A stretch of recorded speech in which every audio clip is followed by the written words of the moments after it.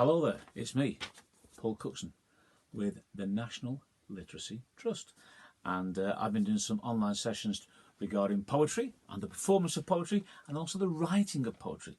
And today's session is all about writing our own poem. I wonder if you can guess what the subject is today. You might have noticed me wearing a particular shirt. I don't usually wear this shirt. I've worn it especially for this occasion. In fact, it's got that on the back. Obviously, messy refers to the state of my room rather than my style of football play. Anyway, just before we start, in case you're not ready, you're going to need a pen or a pencil and some paper, because we're going to write some things down. I'm going to show you how you can write your own poem, because I firmly believe that everybody can write poems. So, while you go and get your pen and paper, or you get your pencil and paper ready, I shall read you a poem. I shall read you a poem from this. This is a little comic I did a few years ago called Paul Cookson's Footy Fun. And there are lots of poems about football in here. I'm just going to choose one, a very simple one. It's called I Don't Want to Be in the Wall. You can join in with the word wall. I like having repeated lines in my poems, as you're going to find out. There is nothing that is scarier than a free kick on the edge of the area. 10 yards back isn't far at all, 'cause I don't want to be in the wall. I don't want to feel that power and blast at all those miles per hour, faster than a cannonball. I don't want to be in the wall. Please don't hit me in the face, or even worse, that lower place. So I crumple, scream and fall, 'cause I don't want to be in the wall. I wish I was far too tall. I wish I was far too small. I wish I wasn't scared of the ball, 'cause I don't want to be in the wall. You've got it. Okay, so if you've got your pencil and your paper, or your pen and your paper ready, we're going to write our own football poem. And we're going to write a particular type of poem today. I'm going to write down a word you may have heard of.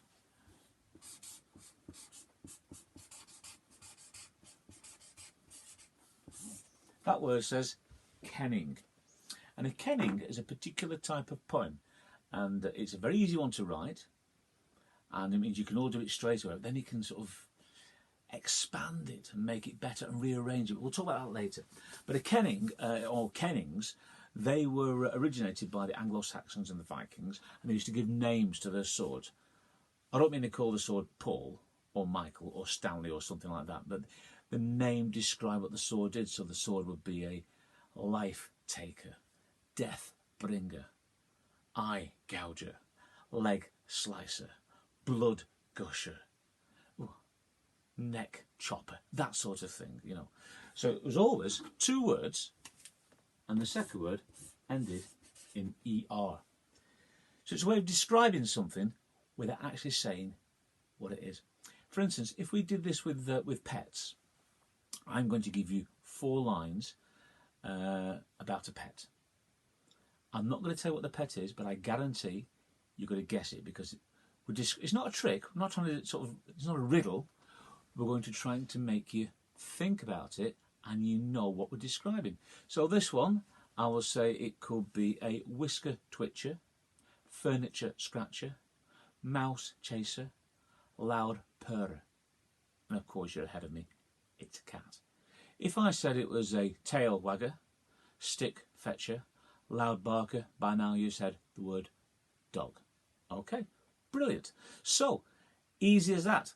So we're going to think of, if you're playing football, whether you're playing football with your mates, whether you're playing football with your mum and dad, whether you're playing football for a team at school, or whether you're watching Premiership footballers and international footballers, what do they do? So we'll try and think of as many things to describe what they do. Well, you say, well, they try and score goals. So what we do then, we put goal scorer. Because that's what it tries to do, score a goal, goal scorer. How do you score a goal? Well, you shoot. Well, all right, we'll put shooter. But then we need a word there. So can you think of a word that would describe what type of shooter? Now they might say goal shooter. which is right, but what we're trying to do is not repeat any of the words at all. So once we've written goal or scorer or shooter, we're not going to say those again. So what word could you put for shooter? Have a think. You might say powerful shooter, hard shooter, accurate shooter. You might say shot shooter, which I quite like because there's a bit of alliteration there when words begin with the same sound. If you said shot shooter, that might lead you on to sharp shooter. So then we've got a choice because we've got, you know, powerful shooter, accurate shooter, long shooter, shot shooter, sharp shooter. Out of those, I think my favourite might be sharp shooter. Okay? And that's good because we've got the shirt there and the shirt there as well. So we've got goal scorer, sharp shooter. What else does a footballer do? Well, he tackles. So you put tackler. Right. Now, what type of tackler? You might say dirty tackler. You might say hard tackler. You might say nasty tackler. If we're looking at what we've done there, sharp shooter, can you think of a word beginning with T that might describe what type of tackler the footballer is? Have a think. I bet you're there. Tough tackler. So goal scorer, sharp shooter, tough tackler. Okay. What else does a footballer do? Well, he dribbles. I don't mean dribbles down his face and on his shirt. I mean he dribbles around the players. So you say dribbler. Okay, so I want you can write these down and you can think of something to put before dribbler. I'm not going to put anything in there because you're going to think of that where you are and write it down. I'll give you 20 seconds. It might be a bit less, especially if I carry on talking. So we've got 4 lines already. Now, we're going to write some more lines in a moment or two. But what we're going to do now is say them out loud. Because with any poem, it's not what it looks like on the paper that's important. It's what it sounds like. It's the rhythm of the words, the sound of the words, the feel of the words. And so when you say it out loud, we don't just go, goal scorer, sharp shooter, tough tackler, let's put some rhythm into it. Or rhythm, not rhythm. We put some rhythm into it. Goal scorer, sharp shooter, tough tackler, something dribbler. All right, that sounds good. So I'm going to put some other words down now. We've got scorer, shooter, tackler, dribbler. Can you think of some of your own? You might say, right.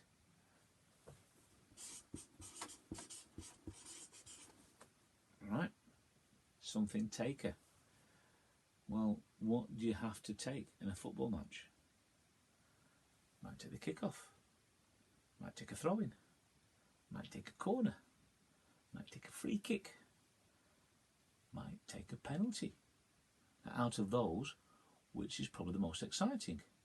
Corner taker, free kick taker, kick-off taker, throw-in taker, or penalty taker? Which one do you think?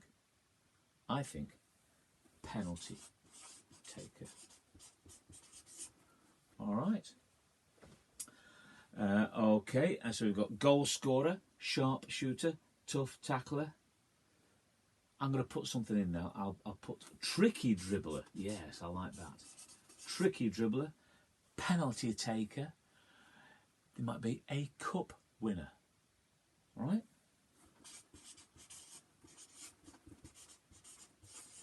Because he could be the hero who scores the winning goal. Right. In that case, you might say hero. Now, actually, I've just thought of something that rhymes with taker. Hero maker. Okay. We've got 1, 2, 3, 4, 5, 6, 7. Let's do one more. Okay. Because if you're performing this poem out loud, then having an even number of lines makes it easy to set into two verses. So we've got goal scorer, sharp shooter, tough tackler, tricky dribbler, penalty taker, cup winner, hero maker. In fact, we could have the last one, footballer.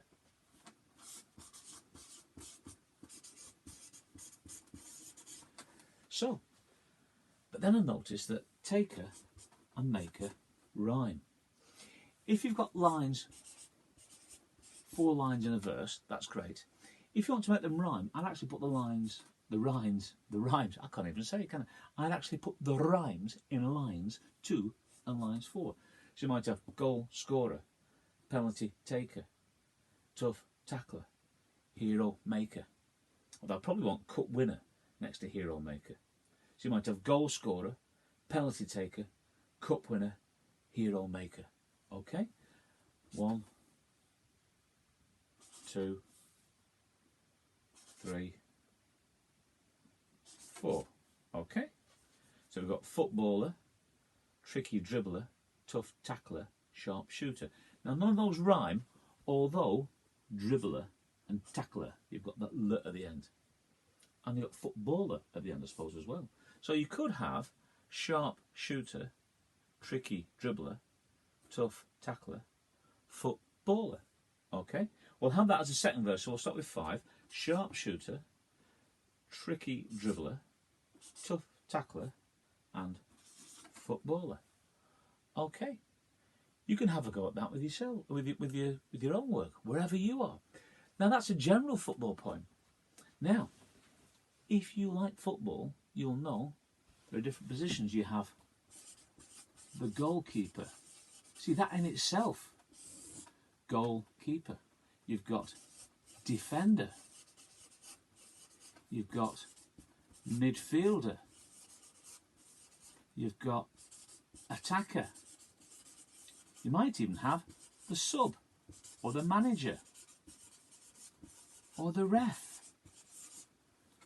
What you could do then is have a kenning for each of those.